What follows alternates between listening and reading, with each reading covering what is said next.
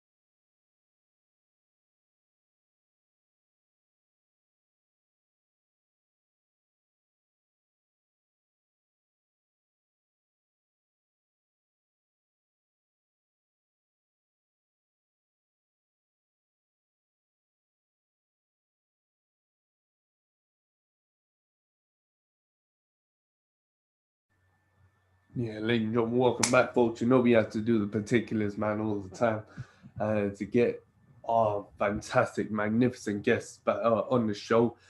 So, folks, this is MMA Reloaded on the mic, episode 11. And I continue the countdown to the 50th Real Talk episode, folks, for our Real Talk episode. And, folks, I dedicate and to commemorate the countdown to the 50th episode. Um, I've dedicated this segment, folks, on the mic to the fantastic athletes of Cage Steel and to my new affiliation with Cage Steel. I dedicate this segment to interviewing and sitting with these guys, and also like developing friendships. You know what I'm saying? These guys are they're real cool, man, and it gives me pleasure to sit with them because some of them have been doing this for a long, long, long time, and then you have other guys, you know, younger lions who are just getting into it and still amateurs, and so it kind of gives you a um sort of like an idea, you know what I'm saying, of what goes through different types of fighters' minds and mindsets, physically and mentally. Um, so, folks, thank you for tuning in, man, wherever you're tuning in from, you know what I'm saying? And it is a real pleasure to that I'm going to be sitting here today, folks, with Robbie TNT Kennedy, folks, in well, just a matter of moments. So basically, folks, we are if you've been tuning in, folks, to Instagram on MMA Reloaded, we have been hitting folks with a lot of twists and turns at UFC Fight Night, with Leon Edwards versus Nate Diaz being made, folks, for May the 15th, live at UFC 262. That is going to be the first ever co-main event in UFC history that will be a 5-round scheduled fight, folks. And then we have also Darren Till, who posted up, folks, on Instagram, whether you may have seen it, broken his collarbone.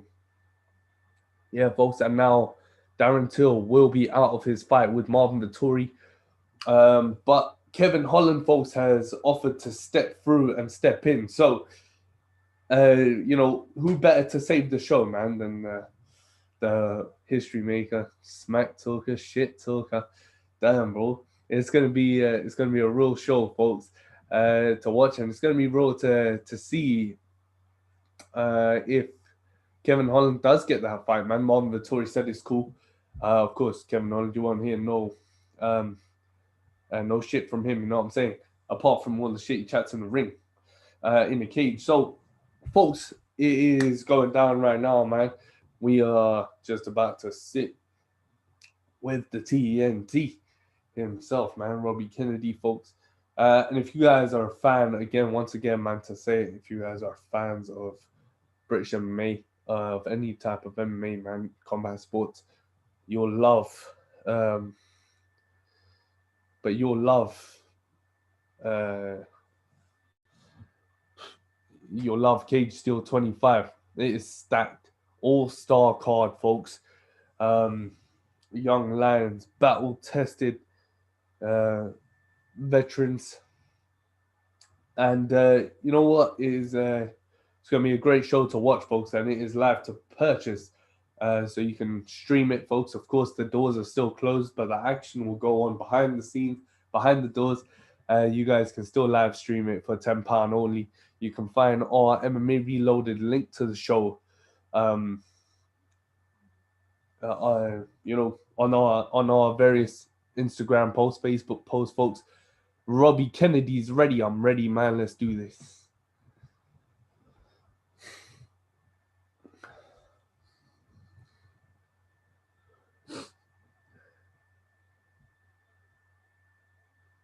Yo, man. Yo, dude, sorry, man. I don't want Charlene and four in or what. I want two showers popping. How are you? Nah, it's cool. It's cool. But what are you saying, man? You all right? Yeah, I'm good, brother. Thank you. I'm good, man. How are you? Yeah, I'm very well, man. I'm good, bro. How's it been going, man? COVID and lockdown, bro. Of course, like it's been a real headache, man, for all of us in the UK, innit? You know what, mate? I mean, I'm guessing you obviously seen some of the podcasts as well, like Drew Cage Steele and Rich as well. And you know what? I just think there's more to life to worry about than COVID. You know, as bad as it sounds, or as bad as it may sound, there's bigger issues, mate, in life. You know, let's be honest. This flu virus that's kicking about. Yeah. There's more things to worry about. You know, like I said, we're not focusing on all the homeless people, or we're not focusing on all the kids that are starving still in Africa and Asia and India, and you know. Some of even in the UK, there's kids starving. In America, there's kids starving. But we're not bothered about it. Do you know what I mean? So there's bigger things to worry about for me. I've just been getting it in when I can get it in. I've still been coaching, still been teaching, just still living life. That's it. Yeah, that's it, man. So, yeah. That's the only way you can do it, really, man. You know what I'm saying? Just try and get on with your life the best way you can. Yeah. You've got to make, you know, because you got to think like mankind really just it's took a standstill. It did. Like mankind, like the world has just took a global standstill. 100%. And you've got to think that who's benefiting from this? Because it's not the working man. It's not the man who's set up a business. No. You know, maybe the government business they're benefiting, but us self-employed people, we're not benefiting at all from none of this. You know, so you get these little grants and these little benefits here and there. Yeah. But they just do it to do it, really, man. You know what I'm saying? Like they just do it so people actually think that they give a shit. You know? Yeah, and then they want it back anyway. You know, it's like a cashback loan. So he's like, they're only loaning you money that you're gonna have to give back anyway. So it's not like they're bailing you out. They're bailing you out for what a bad time, and then we want that money back as well now. Yeah, So it's sad, mate. You know, like I said, I just think there's more to life to worry about. You know, I've got kids at the end of the day, and I've got to keep providing for them. So I'm gonna keep doing what I need to do. That's it, bro. And that's legitimate. You know, I'm not trying to live this roadman life because been there, done that as well. Wore the t-shirt, and it's not about being looking over your shoulder every 2 minutes and worry about someone's going to come kick your door off, or there's no point living that life. Been there, done that, and you fall out with friends over money, you fall out with mates over a bit of drug, and it's not worth it. 100%. There's no point doing that anymore, man. You know what I'm saying? There comes a time when you gotta just like leave all that shit behind, and very true. And of course, being a family man, you know what I'm saying, that's got to change a lot of things and put it all perspective. You know what I'm saying? But I just wanted to just introduce him, man. TNT, bro. There's a big story. There's a great story behind that name, man. When people think of TNT, they think of oh shit, boy, he's got dynamite. You know what I'm saying? But TNT, of course, bro, is they're your kids. Yeah, so it's a double. So it's kind of a double meaning for me. I mean, like I said, I never kind of thought of it, but obviously, my son there, and obviously his sister up there with him on another photo. But like I said, the main reason for me as to why I started martial arts is because of my daughter. Like I said, as crazy as it sounds, she was born with Down syndrome, so never really knew. When we're going through the whole pregnancy and the whole, there's the scans and things, it never got picked up once. And then they just, like I said, when she was born, it was just like, just kind of dropped it on us like, oh yeah, we think she's got Downs. And it's like, what? So, that was just like, as happy as, I don't want this to sound selfish, but as happy as, you're meant to be, find out, oh yeah, I'm going to be a parent of this perfect child. And everything's going to be, great. And then all of a sudden, it's just like, bam, she's disabled. She's got this. We need to do this check. We need to do that check. And I said, I didn't know where to turn. I had a lot of, I was young. 21, 22, and I was still kind of doing stuff that I shouldn't have been doing. And it just hit me hard. And like I said, I thought, how can I defend her? How can I look after her? Because, as sad as it sounds, I just thought, I know someone's going to try to say small, someone's going to try to bully her. Because unfortunately, that's the world we live in. Us normal people will bully the abnormal people. You get me? So what is normal? This is what I did. Someone please define normal to me. There's no such thing as normal. No, it's like this new normal. Oh, we want to go back to the new. Oh, the new. It's not the new normal. What is normal? It's normal, man. You get me? What is normal?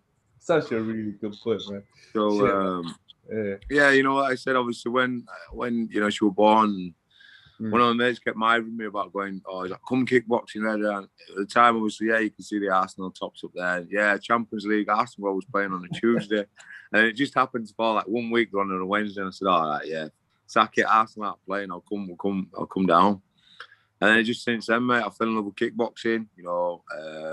And yeah, the nickname came Robbie TNT Kennedy, not because, yeah, I've got explosive power and speed, but yeah, because my daughter's called Taya and my son's called Thierry. So I didn't get the fight nickname straight away, but yeah, it come over time, especially, you know, after my son was born, it just kind of rhymed. I thought, yeah, let's.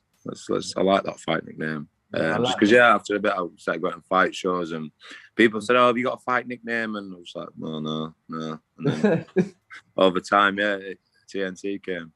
Bro, how did it all start for you, bro? Mixed martial arts and combat sports, man.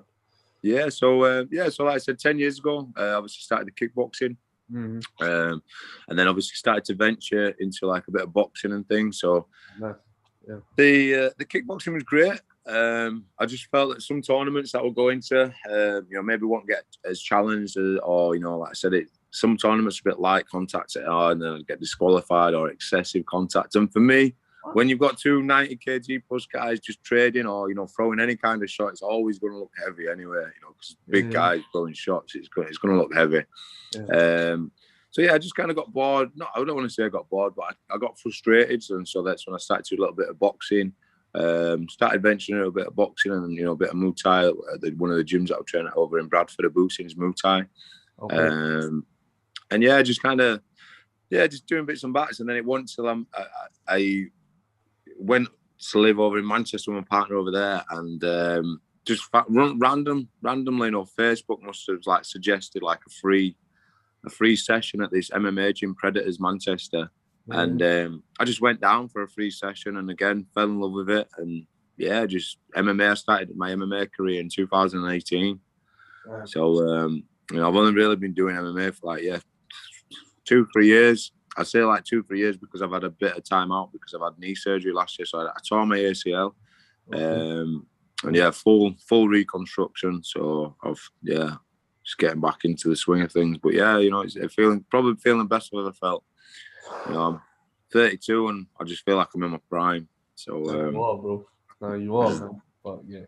And but I mean, that's actually a wicked story, man, because of course having your family there with you as your support, man, TNT, and you know you fell in love with it, you know, through just like one little session, you know what I'm saying, and you know people find that little purpose, you know what I'm saying, you get started, you fall in love with it through you know, one session could change it. You know, that's it. Well, yeah, it literally was. I was only going to like the Brazilian Jiu-Jitsu session. I ended up staying for like 4 hours. So I stayed for I stayed for the Brazilian Jiu-Jitsu. I then did the kickboxing after. Because I'll do kickboxing. Then like waited around a bit, and it was a bit of a like open mat, and like you kind of, you know, doing whatever. So like just drilling, doing a few pads or whatever, and then it was sparring. And I thought, I've already done like 3 hours. And then I got another hour of sparring, and it was just, I just fell in love with it. And I was like, yeah, man, I'm coming. I'll sign me up. And I got signed up for it. And yeah, it was good, man. It was good. Good stuff. Predators Manchester, like I said, it's a great gym. Predators over in Manchester, Salford. So yeah, it's a great gym. I was going to ask you that question a bit later on as well about the gym, but I might as well spit it out right now. Yeah, sorry, mate. No, it's cool. It's cool, bro. But training at Predators and you know, training over in Bradford, Bullsings Muay Thai. How are those atmospheres for you, man? Like, because obviously some people, they get put under a lot of pressure. You know, maybe the atmosphere at the gym is a bit fast paced for them, or they can't really keep up. But how are the atmospheres at Predators and at Muay Thai, bro? Yeah, well, sorry, so I've not trained. Sorry, I've not trained at Abusing's Muay Thai for a while. It was a few years ago when I was doing the box. I'm at AVT. Sorry, main gym for me is AVT. Danny Mitchell's, AVT. But yeah, I mean, it's very different. I mean, you'll go to gyms. So, for example, when I first went to Predators Manchester, there's definitely two lads there. I don't want to mention one of them because he don't like me using his government name, so I'm not going to mention his name. But That's cool. his nickname's Moggy. And those that are from Manchester Predators and those that are obviously from Manchester or those that have sparred him or fought him in the past will know who he is. Yeah. And another lad called Alex Bold. Now, for me, especially in terms of sparring wise, they were probably my toughest spars at Predators Manchester. And it's great. And Ali Arish, I can't forget Ali Arish because he's just an absolute. He's like if Khabib was from England or lived in England, there's your go-to guy for Dagestani wrestling because he's just another level. Like the way that he does his catch wrestling, he's got catch wrestling and the samba type wrestling, and he's an animal. Constant pressure, constant attack, and it's just constant. And obviously with me just having the kickboxing side of things, it was great to work with him because obviously he would show me things that I can now use at such a later date now that I'm understanding the wrestling and the grappling a lot more. So yeah, I mean, when I first started, I remember I thought, how do I get up? I'm not even gonna lie, I was looking up at the ceiling like, how do I get up? Like, this guy's smaller than me, man. How's he got me down here? Yes. So, I'm thinking, how is this guy? Like, he's just pinning me. Like, the guy's literally just pinning me down. Yeah. I couldn't move. And I thought, you can be it don't matter, this is what kind of exposes people in MMA because you could be the best stand-up fighter. Like I said, you could have the greatest stand-up of all time, but the minute your ass is on the floor, that stand-up don't mean jack. Yep. Don't mean nothing. Yeah. So it humbled me, massively humbled me. To experience that kind of pressure, and like I said, to be taken out of my comfort zone and off my feet, and then I'm thinking, right, I need to work on this because like I said, I can be great, stood up, fighting, boom, bam, bam, bam, bam. The minute I'm down on the ground, I'm not a world champion kickboxer anymore. I'm nobody. I'm a fish out of water. So it massively humbled me. That's it, though, innit? That's the mixed martial arts, really, bro. Innit? Is that you gotta everyone, man, it's gotta just well-round their game. If you don't well-round the game, like you said, you're gonna end up with your ass on the floor and your face looking at the ceiling. You know what I'm saying? But these Dagestani guys, like when people first saw Khabib in his like UFC debut, they were like thinking, nah, he's nobody, man. He's just some shit boy. He's throwing shit punches and all that. And then he ends up just dominating 27-0. He ran through that, he ran through, and I'm sure we'll see him again. I'm sure he'll make a comeback to UFC. Think so? But I think a lot of people are hoping. And I think Dana's gone and seen him. So there's some. I think in a year or two you probably see him back. I know he's doing a bit of coaching and whatnot, but we'll see him back. He's too good. I think he wants that 30. I think if he gets that 30, it's another level. Like I said, to be 30, as a pro, and especially like dominating UFC and other organisations that he's dominated, just effortlessly. And like he said, it's just that pressure.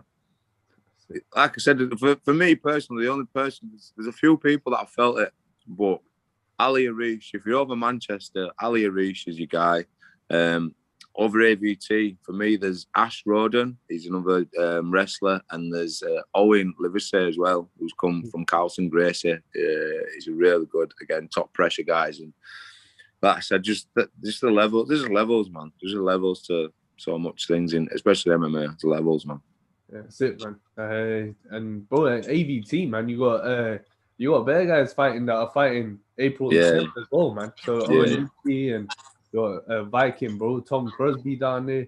Yeah. But you must be going hard, man. All you guys are practically in training camp. You know what I'm saying? Yeah, some killers on the mats at AVT, and like I said, there's some absolute machines. We train hard, and we all fight easy. And yeah, it's such a buzz. It's such a buzz to have the guys in the gym. Everyone's kind of vibing because everyone's, like I said, everyone's kind of working towards the same goal and the same deadline of April the 10th. So there's a lot of a good atmosphere in the gym. Really good atmosphere in the gym. 100%, man. How important is that, bro, for a fighter to have a good atmosphere in the gym, man? From a fighter's point of view, being able to be comfortable in a gym, and being able to just focus day to day on what you're supposed to be doing. How important is that for a fighter, bro? And it's critical. I mean, because obviously, like you know, obviously you'll probably see some of my photos and videos that I upload on Instagram, and it's all about a champion mindset. You know, if you've got a weak mind, you've already lost a fight. You know, like if you're already doubting yourself, you've lost a fight. I can think, yeah, I don't want to get knocked out, or I don't want this guy to win. I can think so many things, but as long as I'm thinking, I'm going in there to win. I'm going in there to take his head off. I'm going in there to do this. I'm going in there with this game plan. I'm going in there. And as long as I keep myself focused and stay positive, like I said, you can achieve anything you want.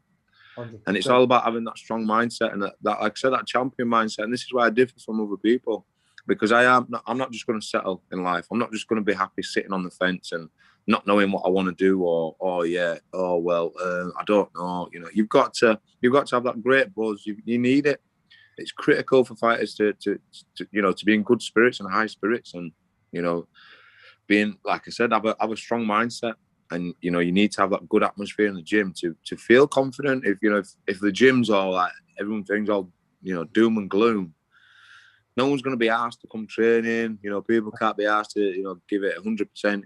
While they're doing pads or drills or whatever. It's just it just kind of kills the buzz. I feel at the gym if it's not 100. Good atmosphere. Sorry.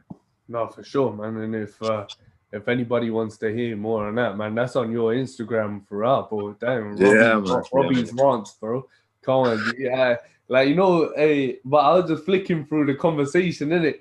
What we had in there. And the first message you sent me, yeah, it was like, you talk real, yeah, but listen to the rants in my car. So I was listening to him, man. I was like, Jesus Christ, man, this guy's busting Tupac, and he's on his game, man. I was like, and but you were driving. I think you were driving to Bradford on one of them, and you were busting the Tupac lyrics, and I was like, shit, boy. Just gotta keep it real, innit? Keep it real, man. That's it, man. That's it. I always say, boy, yeah, I talk real. I never lie, cheat, and steal, man. Yeah, man. But you're making your pro debut, man, April 10th. Let's talk about that, bro. Of course, coming off an accomplished amateur career, man, you won the UKFC heavyweight championship in your first amateur fight, bro. Damn, what was going through your mind at that time, bro? I mean, there was so much. It was such a mixed bag of emotions. I mean, because obviously, yeah, I've never fought MMA. As much as I've watched it over the years, I've never fought in it. And then to kind of be thrown in, I don't want to say thrown in at the deep end, but yeah, I felt like I was kind of getting thrown in at the deep end. I know I've got plenty of amateur experience in kickboxing and obviously a little bit in boxing and stuff, but it's completely different because I've never fought in the 7-ounce MMA gloves, or 10-ounce, whatever they are, the gloves. So again, I just literally like 2 weeks prior to that, 2 to 3 weeks prior to that, I just literally come back from Jamaica. So I literally had a tournament in Jamaica. So yeah, I'm wearing the hoodie, in fact. So yeah, if you can see all that. Yeah, so yeah, 2018. So literally not long. We ended up spending like 2 weeks out there. So a week of fighting, and then like a week of just like kind of mellow and chilling out. And obviously, I'm chilling out, and I shouldn't be saying this. I was doing things in fight camp that 2 weeks, prior to a fight, you shouldn't have been doing. I'm not going to lie. We're in Jamaica the first time ever. I had my first 2 week holiday. Check that one out. I've had my first 2 week holiday, and I was 2018, mate. Yeah. So 3 years ago, I had my yeah. So that's a madness. Yeah, it's a madness. So I had my first 2 week holiday. Yeah, and some people don't realize how lucky they are in life. And trust me. Yeah, so I was celebrating. I'm not gonna lie, I was celebrating out there. We won. I won my section, and then I won for the team event. I was even on Jamaican and American TV. Oh, wicked. I've never seen it back live, but I did see it, and obviously when they put it out there, and yeah, it was good to watch it, and obviously good to hear the commentators and things. But obviously, yeah, I had a week of celebrating. So I had a week of doing what we were doing, fighting, training, up 6 o'clock in the morning, well, if not earlier, up training and, training. Yeah. And I'm telling you, 6 o'clock in the morning over in Jamaica, it's still like 30 degrees, mate. 30 degrees. So you're outside and it's red hot. Like even before the sun's rising, mate, it's red hot. You can just feel the heat. It's different kind of weather. So yeah, we were training hard out there, and then like I said, obviously, yeah, I won my section, I won my team event section, and yeah, you know, like I said, I shouldn't have been doing things, but I was celebrating. You know, like I said, my first time in Jamaica, first 2-week holiday, first time with the squad, winning things again, and you know, yeah, I was doing things that I shouldn't have been doing, but you know, come back to fight it, a heavyweight title fight, 5 3-minute rounds, which again I was like, oof, I don't know about this, you know. I was just so nervous. I was so nervous. And I remember saying to one of my cornermen, one of my teammates, sorry, and the second round I said, I'm tired. I said, I can't do it.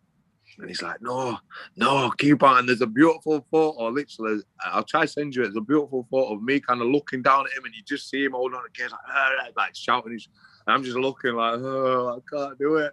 But, you know, I got the 3rd round TKO, so it says a lot. You know, again, it was all being in the mind, I can't do it. But bam, you know, that 3rd round come out, and I got the 3rd round TKO. Even though I said the 2nd round going into the 3rd, I'm too tired, I can't do this. I remember saying, I can't do it. Bro, how long was that after you came back from Jamaica, bro? Like I said, it were about 2 weeks, man. I'm not even gonna lie to you. Like we come back probably about the start of October. Oh. And then, like I said, I think it was about the 23rd of October I had this title fight, around about the 20th. So there wasn't much in it at all. You know, and like I said, I was doing things, you know, in Jamaica. Like if I'd have told my coach, you know, oh yeah, I'm in fight camp for, you know, 8 weeks, whatever. And like the 2-3 weeks before the fight, he's like, "You doing what? You in Jamaica doing what?" And, you know, he wouldn't have been happy. I'll be honest, he would not have been happy. But you know, it was one of them, because I had my kickboxing coaches with me. And the same way that they try to guide me, like, look, Robbie, no. And I'm still like, yeah, but come on, man, you know, I'm just, because I'm a grown man, so it's hard for sometimes a grown man to tell another grown man, because people are only going to listen if they want to help themselves. You know, that's how I find in life. People only listen, or people only take your help if they want to help themselves. That's it. Yeah, that's it, man. And but you still won it at the end of the day, you know what I mean? Yeah, you must have been buzzing Good battle. Yeah. You must have been buzzing after you come back from Jamaica. You win there, then you come back in 2018. Yeah, straight after your Jamaican tournament, you come back, you win that as well. Right? You're dripping with gold. Yeah, boy. Yeah, man, I was buzzing. I'm not gonna lie, I was buzzing. You know, buzzing for the team. You know, a few of the boys won us on the show as well from Predators Manchester. Yeah, and I was just gassed. You know what I mean? I was gassed that, you know, gassed my first fight that I'd won, and obviously, it just showed, you know, hard work, and sometimes it don't matter how much talent you've got. Sometimes it's all about that hard work and grafting and putting in. Those 6 o'clock in the morning shifts that we did in Jamaica obviously helped as well. And obviously, when I was back training at Predators Manchester, you know, again, massive help. So yeah, man. How was that, man, bro? I want to talk about that, bro. How was it training in Jamaica, bro? That must have been crazy, man. Honestly, like unreal. 30-degree heat, bro. Yeah, like that. Like you were. Even just competing and getting used to the weather, like even though it's indoors, you were swarming, mate. I'm telling you, it was swarming. Like it was swarming. Like Redders. Like they had AC on. Like I could have just fought in my boxes, man. I'm not even gonna lie to you. I could have happily just fought in my boxes. It was that warm. Just put a cup. You were sweating before you even got on the mats, man. Oh shit, man. How did it feel? How are you feeling though, man? Making that move from amateur to pro, man. Are you feeling a bit of pressure? Have you upped your training a little bit more, bro? Yeah, I feel a little bit of pressure. You know, I think it's a fight. I've not fought in a year and a bit. I'm coming off a loss, so you know, I feel like I've got more to prove. And then obviously, even with the knee surgery, again, you know, a lot of people, how are you going to be? Oh, you're not going to be this. And you know what? I'm just sick of doubters. I'm sick of people, especially keyboard. You know, as you see on my Instagram, I'm sick of keyboard warriors. I'm sick of people that want to chat shit online, but not in person. You know, because it's all right. You comment from your sofa while someone else is. You know, is that all the keyboard? You know, oh yeah, I'd have done this. I'd have done that. I hate them, bro. Fucking hate them. Like I said, if you're not a fighter, sit down and enjoy the show and shut up. As simple as that. Just shut up. If you ain't fighting, sit down enjoy the show, and keep your Boom. mouth shut. Boom. Yeah. Yeah. 100. 100. Unless, like you said, unless you're like a reporter or a journalist or something, some affiliation to, some form of reporting or I don't know, a news presenter, whatever you may be, you don't need to comment on someone else's fight, mate. Just be happy that they've gone on there to put on a show for you. That's it. You know what I mean? That's it, man. Bro, you get a lot of these guys, a lot of them. Yeah, I'm talking loads. Yeah, like like these people, yeah, bro. They start all these little like social media pages, yeah, just to talk shit. You know what I mean? Yeah. You know what I mean? There's nothing behind it. Nothing behind it. Yeah, they just have someone to talk shit about you, and shit, yeah, what? That's the best way for them to do it. You know what I mean? I got into a few with them. I got into a few scraps of a bit of them, man. Yeah, I hate them, bro. Yeah, it's just I just think they're too busy, man. Unless you fought, unless you stepped on the mats in the cage or in the ring, keep your mouth shut. Because you don't know what it is. You probably are one of them people that you give it your all for 30 seconds and then rest of the time you're knackered. You swung yourself out, you blowed your load in the first 30 seconds, mate. And that's how it is with some people. Yeah, man. Well, when you talk about when you talk about your amateur career, bro, you fought in four different promotions, man. Yeah, you fought Risk Fight League, UKFC. How were those experiences for you, bro? Did you have similar experiences across the board, or was it different? No, they're all different. I mean, like I said, even when I did the charity white boxing events, I've fought in Liverpool, almost caused a riot. No way. And like literally, I was boxing like one of the a home favourite in Liverpool. Short notice fight, probably had about a week or two's notice. Guys pulled out, whatever, and some guys messaged me like, "Oh, can you fight?" And I said, "Well, yeah, no worries. What's the script?" "Oh, yeah, this guy is." I thought, all right, cool. When I went and I fought this guy, like in a little marquee, outside, it's before lockdown. I can't remember. This is a good 4 or 5 years ago now. Boxing this lad, and I did like a Superman punch off the corner ring. What? Yeah. So I didn't know you could do that. Me personally, I just, that's what I do. Yeah, I do like random shit, when I'm fighting. And obviously, like the referee's like, whoa, we can't do that, and he took a point off me. And when I say that Liverpool, I'll try to send you the link to that fight. I'll send you that link to that fight, mate. And there's a little snippet where you kind of just see me jumping off, and then obviously someone must have paused it because I thought, shit, it's going off here. And then obviously they've restarted it, because literally when I say the whole place erupted, mate. I was in the ring and I thought, right, who else is going to get smashed in here? Because I thought they were going to start rushing me in the ring, man. I just thought, fucking hell. But yeah, it was a mad one. I'll send you the link to that. One. It was a funny fight, but I ended up finishing the guy in the second round. But sick. Yeah, like I said, the first round, mate, I thought, wow, I'm going to end up fighting half of Liverpool here, man. But yeah, every show is different. Every organisation is different. They all work differently. Yeah, I mean, like I said, UKFC is a very good stage for an amateur level, and even the pros. I know they have some pro fighters on there as well. But yeah, like I said, when I fought in Preston Guildhall, beautiful venue. Credit to Jake Cross, I think, that runs that, and a few of the other team members there as well. I think Reps MMA as well helped run that. But yeah, great event, great show. Oh man, no, that's wicked, man. Boy, Liverpool crazy, man. Yeah. But no, man, it's always good to have a good experience, man. When you fight at proper shows, and when it's not short notice, man. I know, like a lot of people take fights short notice here because they want the experience, innit? Yeah, man. What was going through your mind when you took the fight? What, someone just did message you up and say, yo, Rob, you want to take the fight, eh? Nah. One of them, I think the guy had seen me fight before.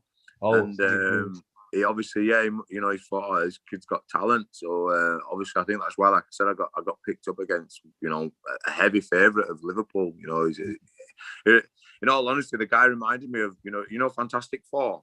Yeah. You know, the Rock, the Boulder Man. Yeah, the thing. It just reminded me of him, like he was just a solid, like a big, like just proper meathead with a bald head, and just looked solid, man. You know. And yeah, it was a good fight. You know, what I mean, it was a tough fight, tough opponent. You know, credit to him. You know, he was a tough guy. But yeah, you know, like I said, it was just one of them. At the end of the day, like I said, the thing is with kickboxing, I never really got paid to fight. Hang on, mate. Go on, man. Oh shit! What's going on? Fuck.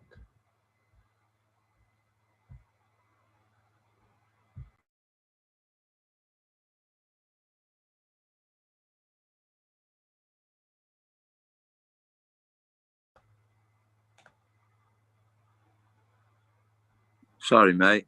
Yo, Rob. Yeah, sorry, mate. Someone tried ringing me. I'm like, what's going on here? What's going on?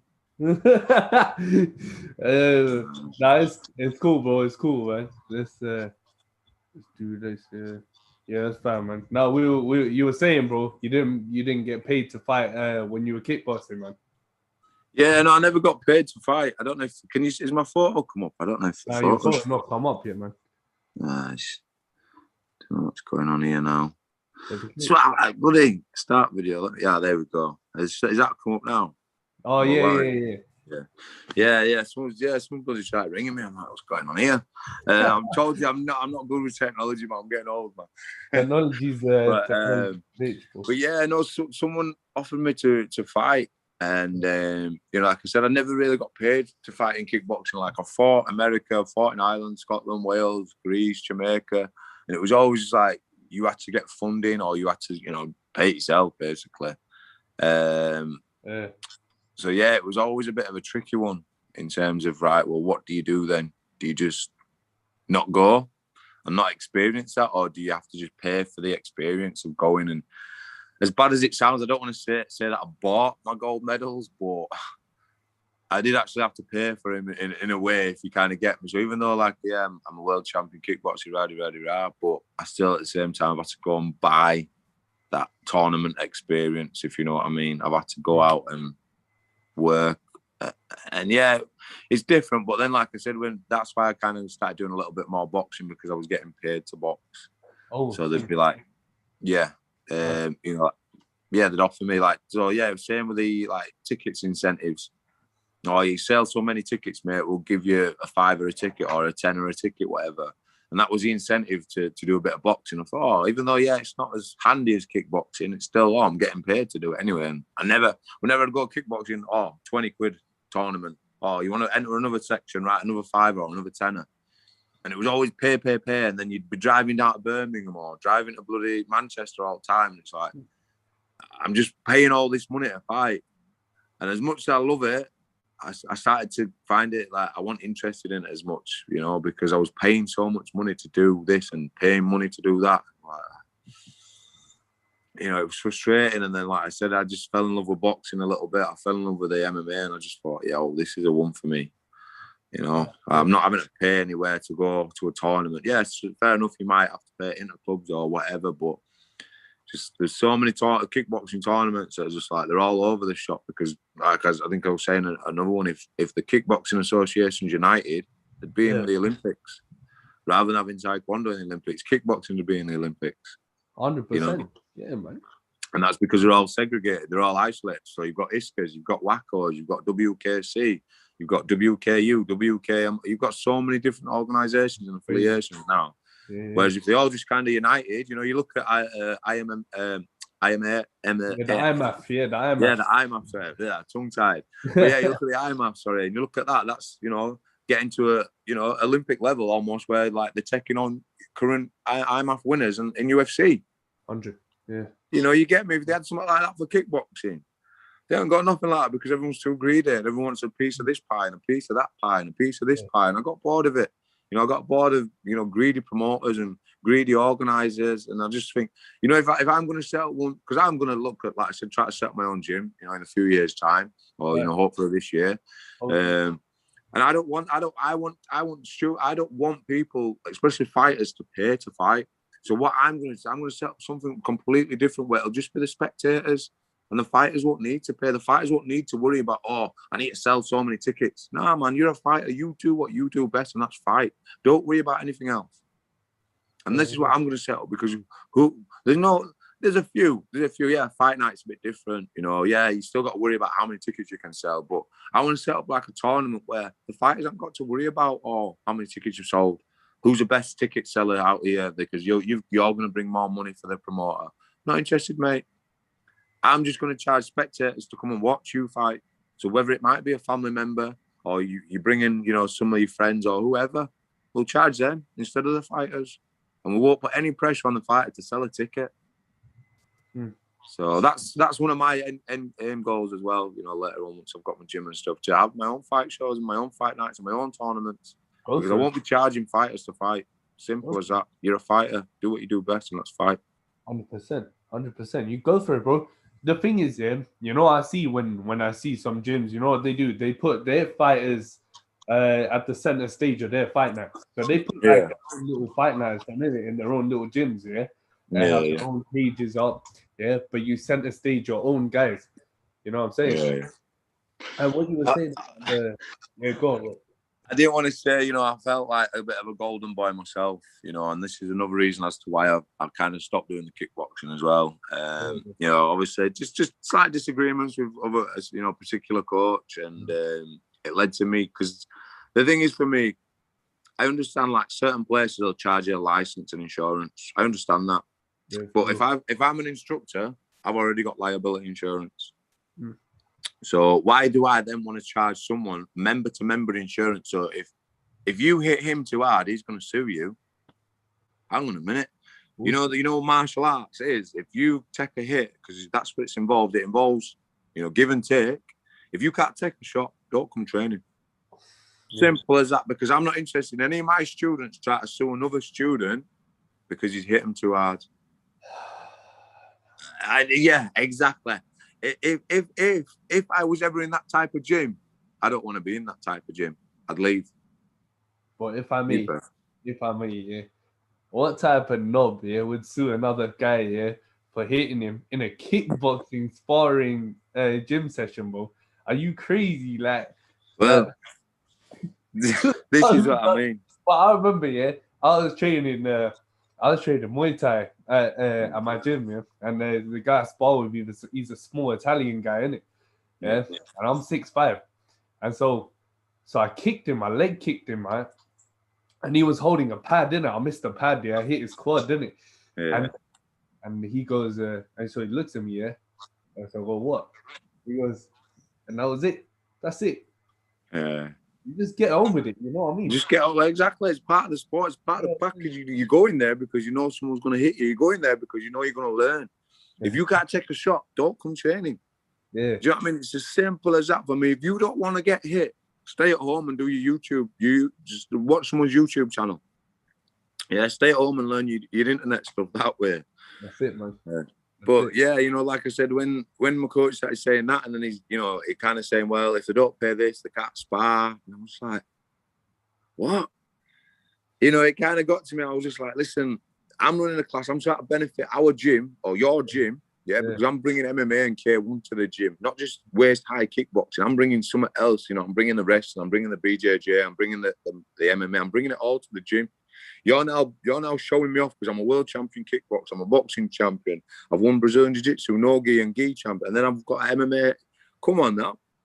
I'm not going to big up myself, but I am the golden boy here at this gym because no one else is bringing that to the gym apart from me. Your achievement, yeah. So, you know, when I'd then gone to, like, say, you know, when I were at Predators Manchester and I fought there, and I'm thinking, hang on a minute, not once did my coach there ask me, oh, Robbie, I need you to pay your license. Oh, Robbie, I need you to pay your insurance. No. So this is why then I've started thinking, well, hang on a minute, have you ripped me off as well? Because I've paid license and insurance. So you've been ripping me off all this time as well. And that's the sad thing. When I look at it, MMA is a lot more dangerous than waist-high kickboxing. Definitely. So for me, if I'm not going to get someone insured for the MMA, yeah, why am I going to get someone insured just for waist-high kickboxing? 100%. You know? So, yeah, we had to agree to disagree, but I wasn't happy with how he tried to condone himself. And just certain things that I said that just kind of just made me say, nah, I'm taking a back step, I'm gone. And, you know, obviously, if he'll try and say or other things that, oh, yeah, Robbie got his black belt and Robbie chipped. But no, you know, I didn't even, you know, the sad thing, mate, I got my black belt in 2018. I've not even wore it. It's still wrapped up. Oh, That's how sad. I've got my black belt. If I go upstairs now, it's still in this guy. I even took it out of its wrapper. It's got my name on it and everything. I didn't took it out. did you coach as well, right, Rob? You coach what do you coach, bro? Kickboxing and jiu-jitsu? Yeah, I coach it all. So I just coach MMA now. So I coach, obviously, yeah, kickboxing, K1, MMA, do Brazilian jiu-jitsu, self-defense. I just coach it all. You know, if people come, because I'm a personal trainer as well. So if people come to me and they want to say, oh, yeah, I want to do a bit of fitness or I want to do a bit of, you know, martial arts, I'll teach them whatever they want to learn. You know, I'm not saying I'm the greatest Brazilian jiu-jitsu coach or the greatest wrestling coach, but I can teach you very basic stuff that'll, you know, work for you. And like I said, the amount of knowledge that I'm picking up at AVT, you know, I know it works. So, yeah. The guys you're training with too, man. You know, Yeah. having good training partners, bro. And I don't like nobody's gonna blame you for leaving a gym, bro. It's not a you know, it happens to everyone, man. You know, sometimes you don't get along with someone, you know. Sometimes you feel like, all right, cool, the atmosphere is just not for me anymore. You know what I'm saying? I'm going somewhere else. And nobody's gonna blame you for that, bro. It's you, you know what I'm saying? Who's gonna take control? Who's gonna take control of you apart from you? You know Yeah, exactly that. Oh man, and then April 10th, man. Shit, we're 10 days out now, man.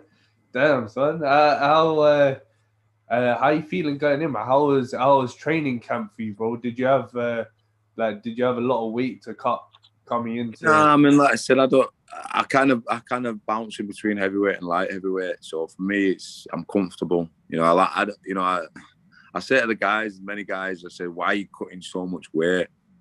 For me, I don't want to be cutting 20 kg, 30 kg to, you know, really starve him. Unless, like I said, unless you pay me some big money, I ain't doing that.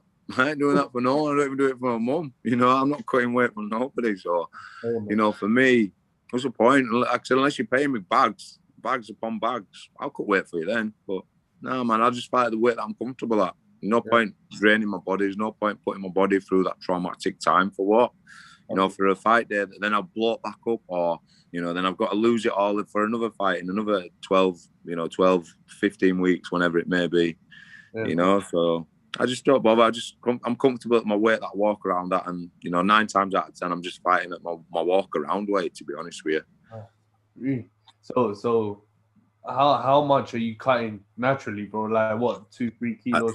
Yeah, if that. I mean, the only time I've ever had to cut a fight was for the light heavyweight title fight that I had, but unfortunately, I lost for UKFC. I tried to get a champ status, but head wasn't in it, my mind wasn't there, and I kind of drifted a little bit. I was going through a bit of a bad time. I've got a kid's mum over in Bradford, and I've got a kid's mum in Manchester. Hence why I was living in Manchester for a bit. But yeah, you know, I was kind of drifting and kind of fell off, mate. I mean, you know, tuna, and I just getting my head pecked, mate, as women do at times, and obviously men being dickhead at times that I was, you know. Not gonna lie, it's you know, it's what it is. But yeah, I kind of drifted a little bit for that last title fight that I had, and just head wanting it. Come up against a good grappler, and yeah, it wobbled me a bit in the first round, and then the second round, they got the sub. I didn't fully recover. I wasn't sharp enough, and, you know, we had a good little grapple in the first round, but it one of them. It wasn't much in it. Yeah, like I said, he got the sub, but my head wasn't there at all, you know. And it's I wanted to run it back with him, but I never got the chance. And it is what it is. So yeah, you know, I learned from it. You know, I massively learned from it. That's crazy, man. No, for real, bro. And when we go into Cage Steel Temple, you're coming in against a guy, yeah, Benschneider.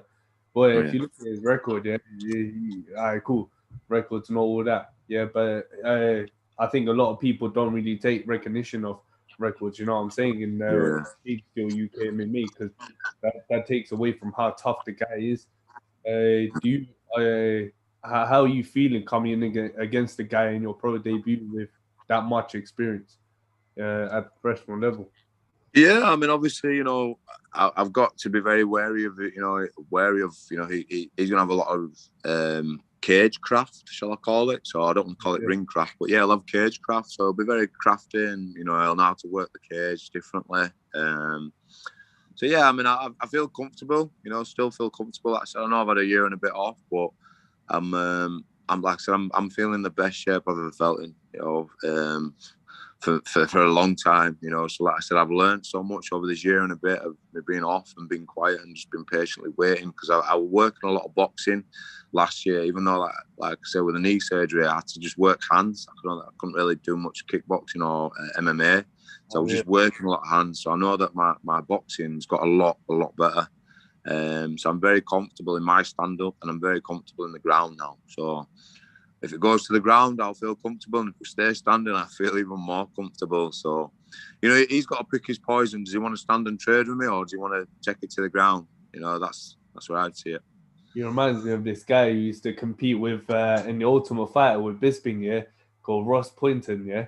And I don't know if you remember, man. He was like this big, jacked up skinhead, yeah, and that's exactly who Benschneider reminds me of. And then. I was just saying, I think I do remember Ross vaguely. Yeah, I do remember him. Yeah. And but and so I think it's going to be a banger, man. A lot of people. Yeah, no, thank you. It will be. Do you know what I mean? Like I said, I'm gonna. I think the only fight that I wasn't really as entertaining as was the last fight that I done Rise and Conquer against a very strong opponent called Marcin. TFT from TFT gym up south. So yeah, I think his name's Andrew Fisher. I think. Don't quote me on that, but yeah, he comes from TFT gym, and yeah, really strong fight. But again, he didn't want to strike with me. Yeah. He even said after the fight, he said, "Look, I felt a few shots, man. I had to grab you." He even said himself, and he was a big lad, heavier than me. Come in, he weighed more than me. I think he had about 15, 18 kg on me. And, as a heavyweight or a light heavyweight, don't bother me. Like I said, if you're gonna be heavier than me, then you're gonna have to land something on me and make sure that you hurt me or put me down. But yeah, like I said, he didn't want to trade with me, and like I said, if I was watching the fight on UFC, I'd have fast forward it, because it one of them kind of boring against cage fights and a bit of a grind. He grinded out the win, he almost got a rear naked choke, and I managed to get out of it, but it was just too little, too late to do stuff at the third and final round. Yeah, man. Nah, them final rounds, bro, can take a real toll on you, man. Yeah. Who knows, man? We might see some jiu-jitsu out of TNT, fam. Yeah, you trust me, man. My coach, my wrestling coach says, "What belt are you again?" I'm like, "I'm only a white belt." He's like, "What? You're a white belt?" I said, "Yeah, man." He's like, "Nah," but so, we'll see, man. Like I said, I've got long limbs, so I've been drilling a few things the other day, and a few of the lads were showing me a few little bits. A few little subs that I like. So yeah, I'm calling it right now. Yeah, you might as well just triangle it, boy. You know what I mean?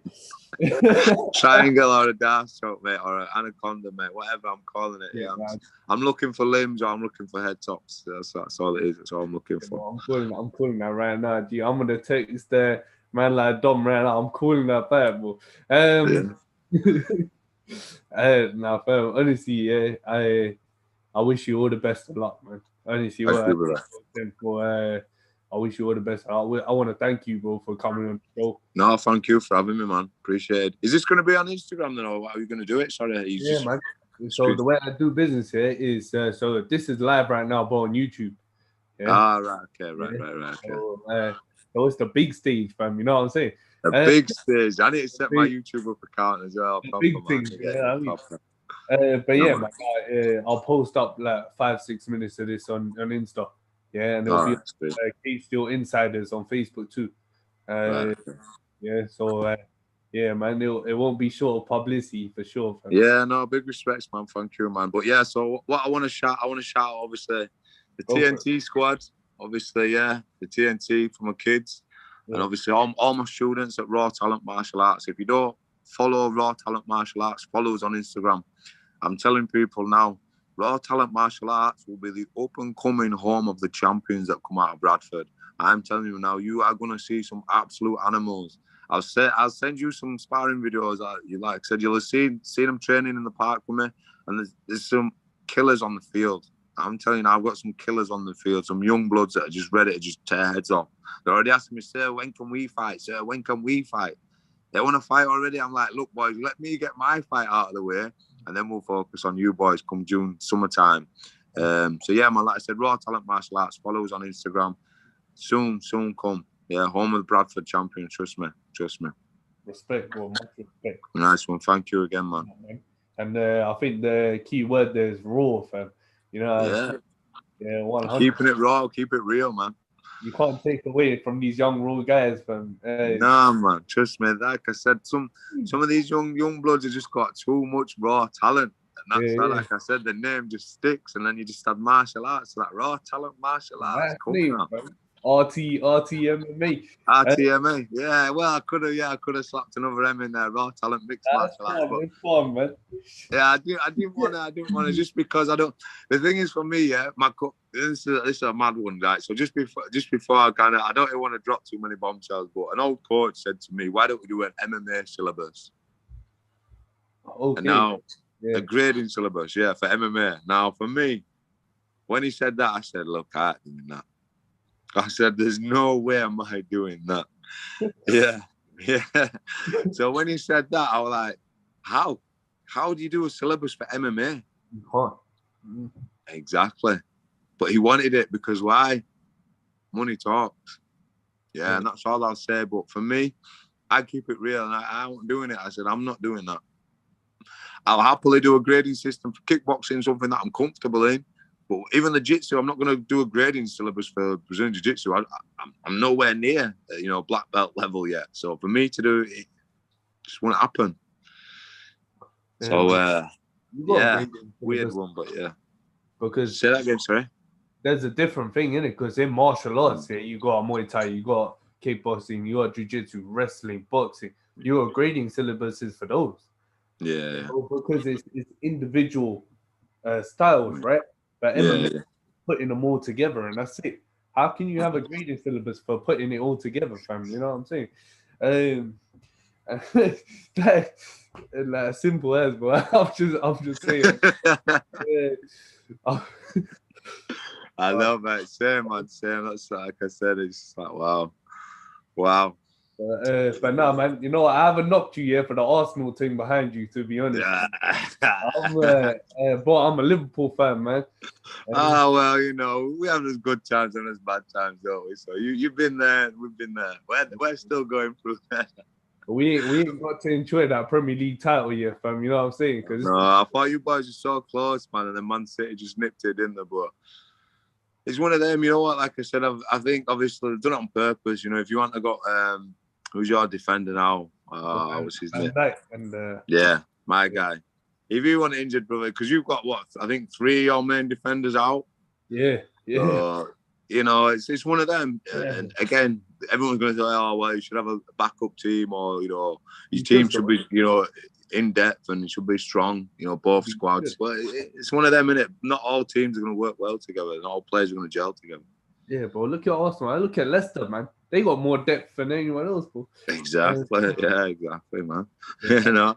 No one thought they'd win Premier League, did they? And they pulled a sneaky one on everyone. So well, they're crazy. Doable. They got that money behind them, though. Still.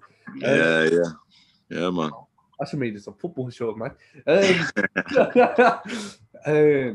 Rob, boy, thank you so much, man. Honestly, fam, you're a real one, man.